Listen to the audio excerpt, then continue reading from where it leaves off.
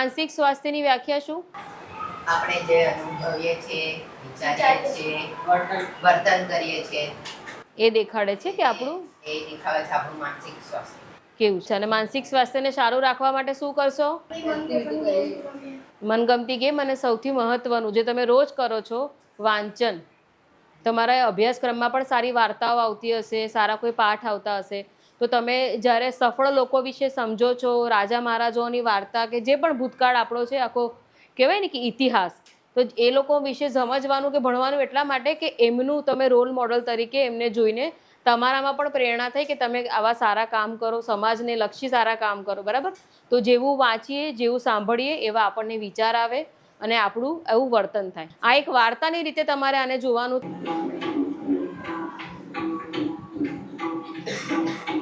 આ વ્યક્તિઓ કાગળને પકડી કે નથી થયો એમને કોઈ વળગા. આ તો માનસિક રોગના દર્દીઓ. સાહેબ, આ માનસિક રોગ એટલે શું? હૃદય રોગ, ડાયાબિટીસ, એમ શરીરના જે બીજા રોગ હોય છે એમ આ મરણનો રોગ. પણ આ માનસિક રોગીઓ માટે ઘૃણા, તિરસ્કાર, ઠઠ્ઠા મશ્કરી કે મજાક ન કરતા સહાનુભૂતિ અને પ્રેમભર્યો વ્યવહાર રાખવો જોઈએ. પણ સાહેબ, આ ગાંડા લોકો જો તોફાને ચડે ને તો મારામારી કરે, અરે ગાળો બોલે. સાહેબ, એમની સાથે ક્યાંથી સારો સંપર્ક થાય? એ વાત કહેવાનો જ મારો ઉદ્દેશ. સમાજના દરેક વ્યક્તિનો એમના પ્રત્યેનો દૃષ્ટિકોણ બદલાય. એ લોકો માનસિક બીમારીને સમજે અને માનસિક બીમારીની યોગ્ય સારવાર થાય એ માટે પ્રયત્ન કરે તો એક માનસિક રીતે સ્વસ્થ સમાજનું નિર્માણ થઈ શકે. પણ સાહેબ, આ બધું તો કેવી રીતે થઈ શકે? હા સાહેબ, આ બધું તો અઘરું છે. હા સાહેબ. નહીં, કઈ અઘરું નથી. સામાજિક કાર્યકરની સેવામાં મારી પાસે ઘણા બધા કેસ આવે છે. તમને એક દાખલો આપું. આપણે કિશનની જ વાત કરીએ. આ પાસેના જ ગામમાં દલપતભાઈ રહેતા હતા. વ્યવસાય ખેતીનો ધરતીપુત્ર. વારસામાં મળેલ જમીન હતી. તેના પર ખેતી કરી આનંદથી ગુજરાન ચલાવતા નાનું અને મીઠું કુટુંબ. તેમની પત્ની, બે પુત્રો અને પોતે. નાનો રમેશ, મોટો કિશન.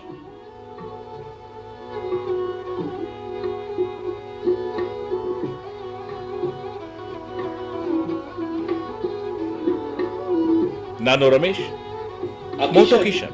તે જ આ કહાનીનો નાયક. કિશન પિતાને કામમાં પણ મદદ. તે જ આ કહાનીનો નાયક અને ઘરના કામમાં પણ. કિશન ખૂબ જ મહેનતુ. હંમેશા અભ્યાસમાં. કિશન પિતાને ખેતીના કામમાં પણ મદદ કરે અને ઘરના કામમાં પણ. કામ સિવાય સમય બરબાદ ન કરે. ઘરથી શાળા અને શાળાથી ઘર. તેને આ વર્ષે HSC માં ખૂબ જ સારા માર્ક્સથી પાસ થવાની લગની હતી. તેથી તે અભ્યાસમાં વધારે વ્યસ્ત રહેવા લાગ્યો.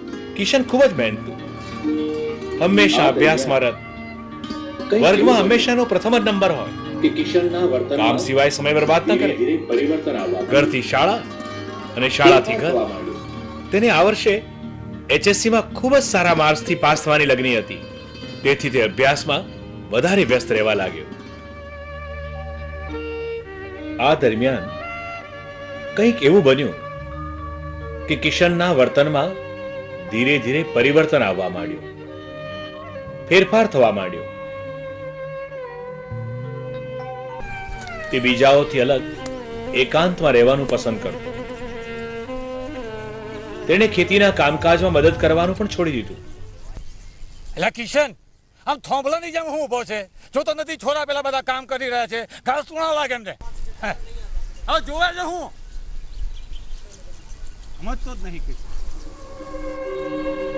ધીમે ધીમે એના વર્તનમાં પરિવર્તન આવવા માંડ્યું એ બતાવી રહ્યા છે.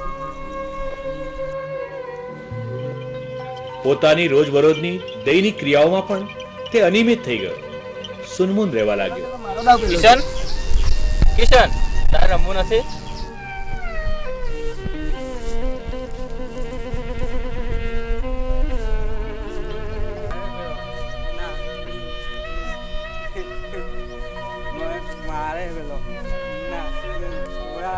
મને મારે હવે તો તે એકાદમાં બેઠો હોય ત્યારે એકલો એકલો વાત પણ કરતો હતો.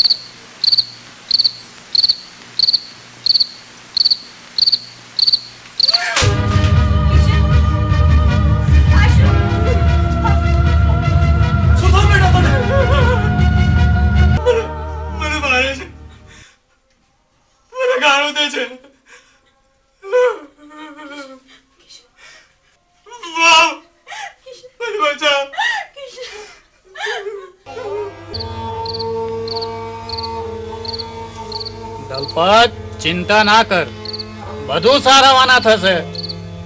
હું તો એક જ વાત કહું દલપત, આ છોકરાને તું હનુમાન ટેકરે લઈ જાય ને તો કઈ સારું થાય. ના, સિકોતર માતાનો વાયરો છે. તમે દર્શનની બાધા રાખો. કેટલો સારો છોકરો બચારો. આ શું થઈ ગયું? અલી, રડવાથી કાઈ નહીં થાય. મારી વાત માન. 5 નાળિયેરના તોરણ બંધાવ, બધું સારું થઈ જશે. હા હો, માતાજીની માનતા માન, તે જરૂર પરચો બતાવશે. હા તો બોલ દલપત, તું શું કહે છે? હું કહેવાનું હતું, મને તો કઈ ખબર નહીં પડતી. હવે તો તમે વડીલો કહો એ પ્રમાણે કરીએ. કાકી, હા, મારા કિશનને જાણે હું થવા બેઠું છે. ચિંતા ન કર દીકરી. દલપત, આ કોઈએ કરી મૂક્યું લાગે છે. ભૂત પ્રેતનો વળગાડ છે. મારી વાત માન, પરશુરામ ભુવાને બોલાવ, બધું સારું બાનું થશે. હા કાકી, એકદમ સાચી વાત. હા, એકદમ સાચી વાત. અલ્યા એ, તું જલ્દી જા અને વસરામ ભુવાને જલ્દી લઈને આવ. હું ચાલ્યો, હમણાં જ જેવની બોલાઈ આવું. ચાલ, ત્યાં સુધી આપણે કિશનની નજર વાળી લઈએ. ચાલ.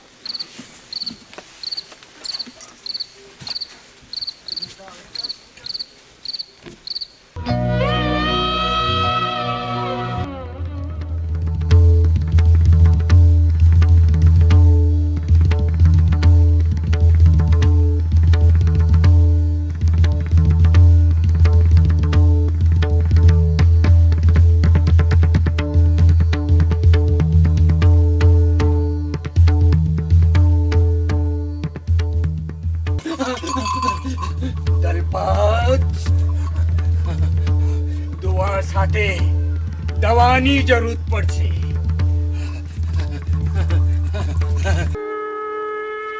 કુટુંબીજનોએ જેમાં પોતાની આસ્થા હતી તેવા જુદા જુદા દેવદેવીના સ્થાનો બતાવ્યા. દીકરાને સારો કરવા ધાર્મિક વૃત્તિવાળા દલપતભાઈએ પથ્થર એટલા દેવ કર્યા.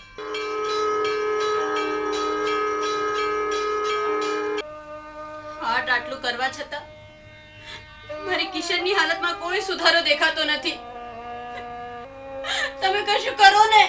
હવે હું કરવાનો હતો, હાથ આટલું કર્યું. હવે તો પરવાળો કરે સાચું.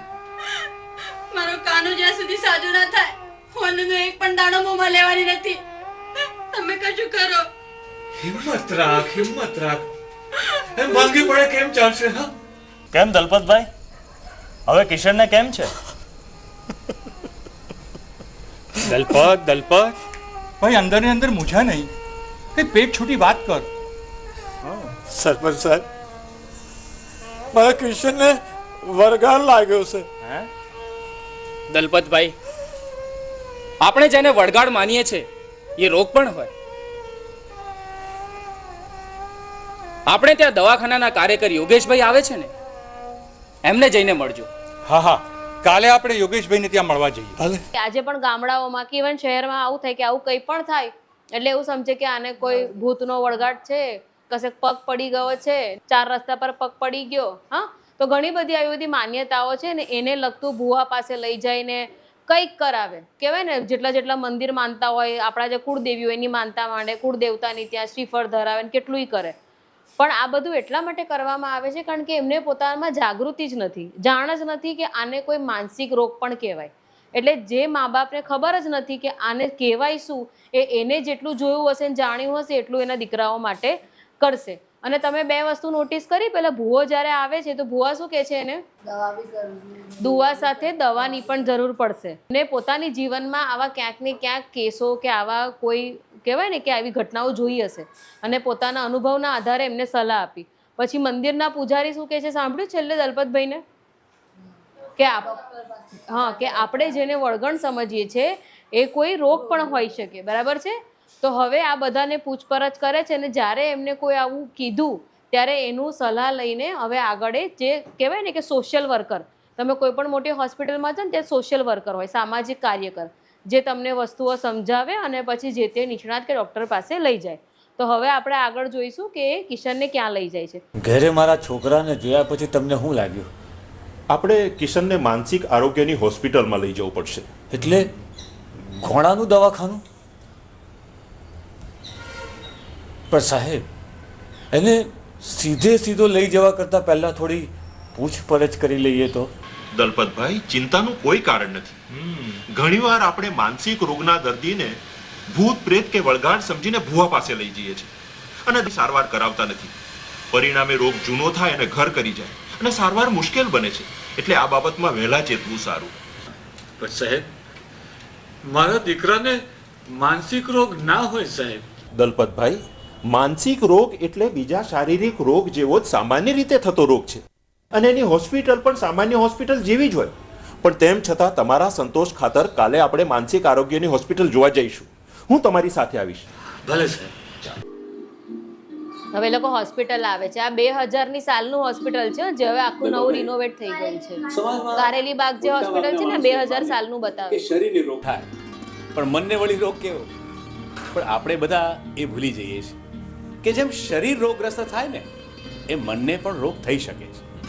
અને એટલે યોગેશભાઈ, WHO વિશ્વ આરોગ્ય સંસ્થાએ તંદુરસ્તીની વ્યાખ્યામાં એકલા શરીર નથી ગણ્યું, પણ શરીરની તંદુરસ્તી સાથે માનસિક, સામાજિક અને આધ્યાત્મિક તંદુરસ્તી પણ હોવી જોઈએ એવું જરૂરી માન્યું છે. સાહેબ, આટલો હોશિયાર છોકરો વર્ગમાં પહેલો નંબર રાખતો હતો, એનાથી વળી આ બીમારી લાગુ પડે. સાચું કહું સાહેબ, એ આટલો હોશિયાર હતો ને એટલે ટોકાઈ ગયો લાગે છે. એવું નથી દલપતભાઈ. શરીરની અંદર જુદી જુદી શારીરિક પ્રક્રિયાઓ ચાલ્યા કરતી હોય છે, બરાબર? હવે એમાં કોઈક વિકાર કે વિકૃતિ આવે તો શરીરને રોગ લાગુ પડે, ખરું કે નહીં? એમ માનસિક પ્રક્રિયાઓ પણ ચાલ્યા કરતી હોય છે અને માનસિક પ્રક્રિયાઓને કારણે કેટલાક કાર્યો થતા હોય છે. હું તમને કહું, વિચારવાનું કાર્ય, જુદા જુદા વ્યવહાર કે વર્તન કરવાનું કાર્ય, જુદી જુદી લાગણીઓ અનુભવવાનું, પ્રદર્શિત કરવાનું કાર્ય, સ્મરણ શક્તિ, શરીરની જુદી જુદી અવસ્થા જેમ કે જાગૃત, સ્વપ્ન, ઊંઘ, અને જાગૃત અવસ્થામાં પણ પૂર્ણ રીતે સભાન રહેવું, બરાબર, જેમ કે આજુબાજુનું વાતાવરણ, પાસ પડોશના વ્યક્તિની જાણકારી, સમયનું ભાન વગેરે. આ બધા કાર્યો માનસિક પ્રક્રિયાને કારણે શક્ય બને છે અને જેનું મુખ્ય અંગ આપણું મગજ. આ મગજ તે કેવું છે? આટલા બધા કામો કરે છે. એમ કરીએ, ડૉક્ટર સાહેબને મળીએ. ડૉક્ટર સાહેબ આપણને ઊંડાણથી ઘણું બધું સમજાવશે. ડૉક્ટર સાહેબ પાસે જ જઈએ. ચાલો. હવે આ ભાઈ જે હતા એ સામાજિક કાર્યકર હતા અને એ જ પેલા ગામડામાં બધાને બેસીને વાર્તા કહેતા હતા, બરાબર? હવે આમને બહુ સરસ વાત કીધી કે પેલા દલપતભાઈ એવું પૂછે છે કે શારીરિક રોગ વિશે સાંભળ્યું તું, શરીરનો રોગ થાય, પણ આ વળી મનનો તો કેવો રોગ? આપણે સ્ટાર્ટિંગમાં જ્યારે સેશન શરૂ કર્યું ત્યારે મેં પૂછ્યું હતું કે મન અને મગજ એક જ છે? તો કે નહીં, મગજ એ દેખાઈ શકાય છે, મગજનો એક ચોક્કસ આકાર છે, પણ મનનો કોઈ આકાર નથી, મનને જોઈ નથી શકાતું. પણ જેમ આપણે બહારનું ખાઈએ કાં તો ઠંડી, શરદી, જે પણ અલગ અલગ વાતાવરણમાં રહીએ છીએ ને આપણા શરીર પર જેમ અસર થાય છે ને, એમ જાણતા અજાણતા આ બધી જ વસ્તુની અસર આપણા મન અને મગજ પર પણ થાય છે. ઘરમાં કોઈકનું કોઈ એવું અકારણ મૃત્યુ થવું, કાં તો તમે કોઈ અકસ્માત જોયો હોય, કાં તો કોઈ આઘાત લાગ્યો હોય, તમને એવું લાગે છે કે ખબર છે કોઈ વ્યક્તિઓને ઘણીવાર એક્સિડન્ટ થાય ને કાં તો કોઈક આમ આઘાત લાગ્યો હોય તો એનું બોલવાનું જતું રહે છે, સ્પીચ જતી રહે, એને સંભળાવવાનું બંધ થઈ જાય. અમુક ટાઈમ અમુક દિવસે એ વ્યક્તિ ગુમસુમ રહ્યા કરે. બરાબર, શરીરને એ ખરોચ પણ નથી આવી પણ એ વ્યક્તિ એકદમ કહેવાય ને સ્તબ્ધ થઈ જાય છે. તો જેમ આજુબાજુની પરિસ્થિતિ સારી કે નરસી પરિસ્થિતિની અસર જેમ શરીર પર થાય છે ને શરીર બીમાર પડે છે, એમ આ બધી પરિસ્થિતિની અસર આપણા મન મગજ પર પણ થાય છે. અને આપણા મગજમાં, આપણા શરીરમાં લોહી છે, નસો છે, બરાબર. ઘણીવાર આપણને ખબર ચામડીના રોગ થાય છે. એ કેમ થાય છે? કારણ કે આપણા લોહીમાં કોઈ જાતનો કોઈ વિકાર આવી ગયો હોય, ખાવામાં કશું આવી ગયું હોય, કોઈ એલર્જી થઈ હોય, તો એ લોહીમાં કશોક વિકાર આવે જેના લીધે શરીર પર દેખાય છે. એમ આપણું જે વિચારવાનું છે, આપણી આજુબાજુમાં જે ઘટનાઓ થઈ રહી છે, જે રીતે આપણી સાથે વર્તન થઈ રહ્યું છે, એ બધા વિકાર આપણા મગજમાં પણ આવતા હોય છે પણ આપણને દેખાતા નથી. મગજ કોન્સ્ટન્ટ, આપણે સૂઈ જઈએ છીએ પણ આપણું અર્ધ જાગ્રત મન છે, મગજ છે, એ આપણા સૂતા પછી પણ ચાલુ રહે છે અને જાગે છે. તો આ મગજમાં જે બધી રાસાયણિક પ્રક્રિયા થાય ને એમાં ગડબડ થાય ત્યારે મગજ પણ માંદું પડે છે. અને એ મગજ માંદું પડે ત્યારે જેમ આપણે શરીરના ડૉક્ટર પાસે જઈએ છીએ ને, ફિઝિશિયન, આજુબાજુમાં તાવ આવે, શરદી આવે, દવાખાને જઈએ છીએ ને, શરમ આવે છે એમાં? ના, એમાં શું છે, શરીર છે, માંદું તો પડે જ ને. પણ જો મગજમાં કંઈ થાય તો આપણે માનસિક રોગના જે ડૉક્ટર છે, જેને સાયકેટ્રિસ્ટ કહીએ છીએ, સાયકોલોજીસ્ટ કહીએ છીએ, એની પાસે જતાં આપણને ડર લાગે છે કે ના ભાઈ હું ગાંડો થોડો છું. પણ દરેક વ્યક્તિ સાયકેટ્રિસ્ટ કે સાયકોલોજીસ્ટ પાસે જાય એ ગાંડું હોય એ જરૂરી નથી. તમે ત્યાં તમને થોડી સલાહ આપવામાં આવે, તમને માર્ગદર્શન આપવામાં આવે તો તમે પણ પહેલાં જેવા સ્વસ્થ થઈ શકો છો. બરાબર છે. તો હવે એ ત્યાંના ડૉક્ટર પાસે જાય છે અને ડૉક્ટર એમને મગજની પ્રક્રિયા બતાવે છે. આપણે શરૂઆતમાં મગજના 5 ભાગ સમજ્યા હતા, ફ્રન્ટલ લોબ અને પરાઇટલ લોબ ને ઓસિપિટલ. એવી રીતે આ મગજના જે 3 ભાગ છે, નીચેથી ઉપર એટલે કરોડરજ્જુથી જોડીને મધ્યનો ભાગ અને ઉપરનો ભાગ, એના વિશે ત્યાંના ડૉક્ટર સમજાવે છે. બરાબર, સમજીએ આપણે. ડૉક્ટર સાહેબ, આ છે દલપતભાઈ, કિશન માટે વાત કરવા આવ્યા છે. મગજની પ્રક્રિયા વિશે મને પૂછતા હતા, જરા વધારે જાણવાની ઈચ્છા હતી. હા, હું તમને સમજાવું. માનસિક પ્રક્રિયામાં મગજ ખૂબ જ મહત્વનો અંગ છે. કેવી રીતે હું તમને સમજાવું? આ મગજનો બહારનો ભાગ છે, જે બહારથી દેખાય. આ એની આંતરિક વ્યવસ્થા. એ 3 વિભાગમાં છે, નીચે, મધ્ય અને ઉપર. આ નીચેનો જે ભાગ છે ચેતનાનું કામ કરે છે, સભાન અવસ્થાનું, જેમ હું સભાનતાથી તમારી સાથે વાત કરી રહ્યો છું. આ મધ્ય જે ભાગ છે એ આપણી માનસિક લાગણીઓ જેવી કે ક્રોધ, ભય, ચિંતા, તે ઉપરાંત શારીરિક પ્રવૃત્તિઓ જેવી કે ભૂખ લાગવી, તરસ, જાતીય આવેગ, એની ઉપર નિયંત્રણ રાખે છે. આ ઉપરનો જે ભાગ છે, આ ઉપરનો ભાગ જે છે એ વિચાર, સ્મૃતિ, વિવેક, વિવેક બુદ્ધિ, સામાજિક વ્યવહાર, એના વિશેનું કાર્ય કરે છે. હવે જેમ જેમ શરીરનો વિકાસ થતો જાય એવી રીતે મગજનો વિકાસ થાય અને એની સાથે સાથે એની પ્રક્રિયાઓ જે છે એનો પણ વિકાસ થાય. હવે આ પ્રક્રિયામાં જો કોઈ તકલીફ ઊભી થાય તો એના વિકારનું કારણ હોઈ શકે. કારણ કે મગજની આ બધી પ્રક્રિયાઓની અંદર રાસાયણિક પ્રક્રિયા જોડાયેલી હોય છે. હવે આ રાસાયણિક પ્રક્રિયામાં વિકાર કે દોષ હોઈ શકે, જેના કારણે માનસિક રોગ થઈ શકે. ડૉક્ટર, આ વાતાવરણમાંથી અનુભવાતા નાના મોટા આઘાતો એ પણ માનસિક રોગનું કારણ બની શકે ને? હા હા હા, તમારી વાત સાચી છે. જેમ કે માનસિક રોગનું મૂળ કદાચ બાલ્યાવસ્થામાં હોઈ શકે. બાળક જ્યારે નાનું હોય ત્યારે એને જે પ્રમાણેનો એને પ્રેમ મળવો જોઈએ, જે પ્રમાણેનું માર્ગદર્શન મળવું જોઈએ, પ્રોત્સાહન મળવું જોઈએ, એ ન મળે તો માનસિક રોગ થઈ શકે છે. ઘણી વખત કદાચ બાળકની આપણે વધારે પડતી કાળજી રાખીએ, બાળકને આપણાથી છૂટો ના પાડીએ, મા બાપ પોતાનાથી બાળકને છૂટો ના પાડે, એમની પાસે જ રાખે, તો એના કારણે એનો માનસિક વિકાસ નથી થતો. આવા સંજોગોમાં એને માનસિક રોગ થઈ શકે છે. પણ હું એમ કહું કે કોઈને માનસિક રોગ થયો છે એ ખબર કેમ નહીં પડે? સમજાવું તમને. મનુષ્યની જે શારીરિક પ્રક્રિયાઓ છે, જેવી કે ઊંઘ, ભૂખ, શૌચ, જાતીય આવેગ, એમાં ફેરફાર થવા લાગે. એની સાથે સાથે એની માનસિક જે પ્રક્રિયા છે એમાં પણ ફેરફાર થવા લાગે. એના કારણે એનું વર્તન, એનો વ્યવહાર અસામાન્ય લાગે. હવે એવી વ્યક્તિ અસામાન્ય લાગણી અનુભવે અને વ્યક્ત કરે. આ બધી તકલીફોને કારણે વ્યક્તિના વ્યક્તિગત કે સામાજિક વ્યવહારમાં કોઈ પણ પ્રકારની અસમાનતા આવે તો સમજી શકાય કે માનસિક રોગ છે. મારા કિશનને કાલે લઈને આવો. જેમ બને તેમ જલ્દી. હું તો કહું છું કાલે જ, કારણ કે રોગ જેમ જૂનો બને તેમ જોખમી બને, એટલે કાલે જ લઈ આવો. આ 2000ની સાલનું કારેલી બાગ હોસ્પિટલ. દલપતભાઈ બધી માહિતી લખાવે છે. કેસ લઈ તેઓ ઓપીડી વિભાગના ડોક્ટરની પાસે તબીબી તપાસ માટે જાય છે. અહીં ડોક્ટર રોગ અંગેની ઘનિષ્ઠ પૂછપરછ કરે છે. માનસિક રોગના નિદાન માટે ઊંડાણપૂર્વક તપાસ કરવાની રહે છે, જેમાં દર્દીના બાળપણથી આરંભી આજ સુધીની બધી શારીરિક અને માનસિક સ્થિતિની જાણકારી મેળવે છે. શારીરિક તપાસમાં લોહી, ઝાડો, પેશાબ, એક્સરે ઉપરાંત કોઈ વિશેષ તપાસ કરવાની જરૂર લાગે તો તેની પણ સલાહ અપાય છે.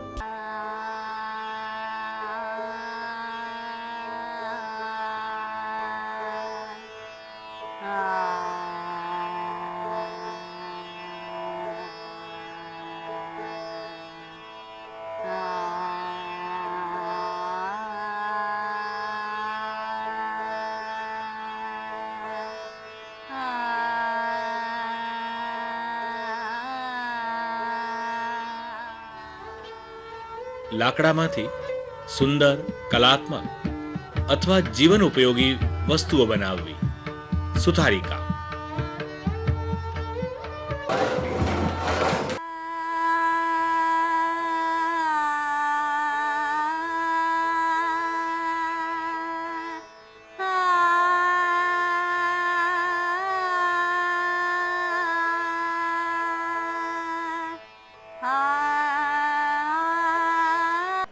આપણે બીમાર હોય અને આપણને ઘરમાં આખો દિવસ કે તારે આ જ ખૂણામાં બેસી રહેવાનું છે, તો આપણે જલ્દી સાજા થઈએ. પણ તમારા મમ્મી પપ્પા કહે કે તારી તબિયત નથી સારી, ચાલ તારું ભાવતું શાક બનાવો કે તારું ભાવતી આઈટમ બનાવો, અને આપણને થોડું ટીવી જોવા દે કે આપણી મનગમતી પ્રવૃત્તિ કરવા દે, તો આપણે કેવા જલ્દી સાજા થઈ જઈએ ને. એનું કારણ શું કે આપણે જેટલું મનથી ખુશ રહીએ ને, અને આપણે કોઈ નાની એક આપણી ગમતી એક્ટિવિટીમાં ઓક્યુપાઈ રહીએ કે બિઝી રહીએ, તો આપણે જલ્દી સાજા થઈ જઈએ. જે પણ આ પેશન્ટ જે એડમિટ કરવામાં આવે છે એ લોકોને આવું આર્ટ અને ક્રાફ્ટ કરાવવામાં આવે છે, જે સુથારી કામ શીખવાડવામાં આવે. જે બહુ એક્સ્ટ્રીમ લેવલના પેશન્ટ હોય એની પાસે કામ નથી કરાવવામાં આવતું, પણ જેને લાગે છે કે આ આગળ ભવિષ્યમાં એનું જીવન શાંતિથી બહાર જઈને કામ ધંધો કરી શકે, એની માટે સુથારી કામ છે. અત્યારે પણ ત્યાં પેન સ્ટેન્ડ, પછી પેલા કી સ્ટેન્ડ આવે ને ચાવી લગાડવાનું, એ પગ લૂછણિયા, સાવરણી, પછી એપ્રન, ક્લોથ બેગ આવે છે ને કાપડની થેલી, એ બધું ત્યાં બનવામાં આવે છે. ઇવન ફાઇલ જે હોય છે ને, આપણે તમારા સ્કૂલમાં તમે ફાઇલ જોઈએ છે, એ ત્યાંના પેશન્ટ આ બધી ફાઇલ બનાવે છે, કાગળની થેલી બનાવે છે. જ્યારે હોસ્પિટલમાંથી ડિસ્ચાર્જ મળે અને રોજિંદા જીવનમાં જ્યારે પોતાની લાઈફમાં જાય ત્યારે આ બધું જ કામ કરી શકે, અને આત્મવિશ્વાસ એમનામાં હોય કે ના, હું પહેલાં પણ કામ કરતો હતો અને હજી પણ હું કામ કરવા સક્ષમ છું. હવે આ કિશનની સારવાર ચાલી રહી હતી સાથે સાથે હોસ્પિટલમાં. હવે સાજો થઈ જાય છે અને પછી આગળ એને ડૉક્ટર શું સમજાવે છે એ સાંભળીએ.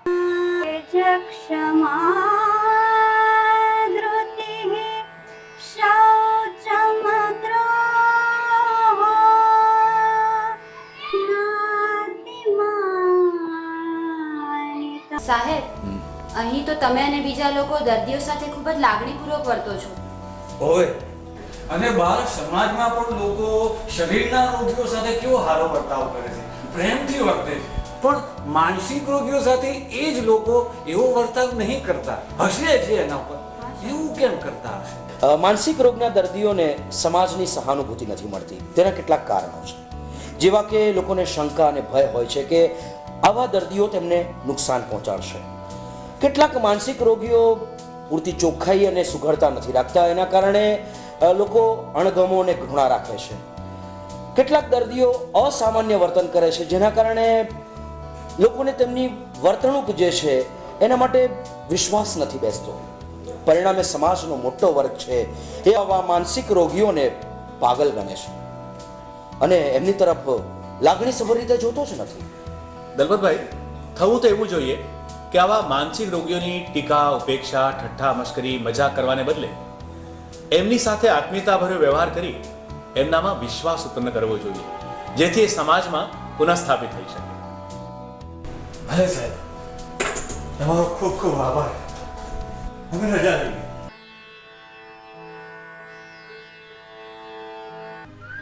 કિશનના રોગને ઓળખવામાં બહુ મોડું નહોતું થયું. અને એને યોગ્ય સારવાર મળી. એના માતા પિતા, ડોક્ટર સૌએ ખૂબ સારા પ્રયત્નો કર્યા. આજે કિશન સ્વસ્થ છે, સમાજનો એક જવાબદાર નાગરિક છે. આપણે પણ એક સામાજિક જવાબદારી નિભાવીએ. માનસિક રોગી સમાજમાં સ્વસ્થ રીતે જીવી શકે એવા વાતાવરણનું નિર્માણ કરીએ. માનસિક રીતે સ્વસ્થ સમાજની આપણે રચના કરીએ.